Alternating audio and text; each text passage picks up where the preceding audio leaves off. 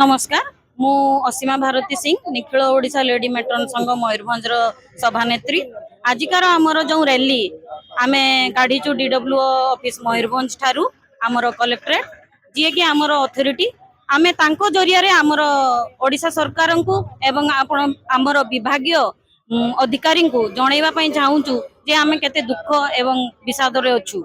आमे आज को 10 वर्ष हेलानी मेट्रन माने सब कार्यरत किए 60 पहुंचले तो किए 45 ऊर्ध्व आमे चाकरी पाइचु किंतु आमर कौन स्थायित्व नहीं।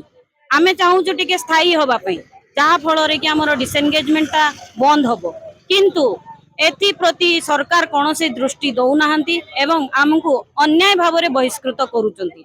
आमर जो माने भी हॉस्टल इंचार्ज रहउचंती से माने तांकर परिचालना ठीक भाव रे करू नाहंती से माने घरे थाई आमको ऑर्डर करूचंती एवं आम उपरे सब दोष लदी दे आमको बहिष्कृत करा जाउची।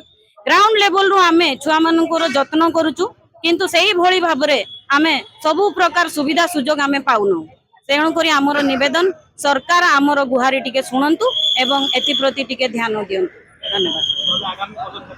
आमर आगामी पदक्षेप आज आमे मयूरभंज रु आरंभ करिचु एवं मयूरभंज रु आरंभ होई सारा ओडिशा आमे घेराव करिवु एवं प्रत्येक स्कूल रे एवं प्रत्येक ब्लॉक रे आमे धारणा दबु एवं राजरास्ता को उलेबु। आगामी दिन रे आमर राज्य स्तरीय रैली हबो जोटा कि जदि आमर आजिकार आवेदन ग्रहण न करिवे एवं ता उपरे किछि कार्य अनुष्ठान न हबो ताहले आमे आगामी दिन रे राजरास्ता को उलेबु।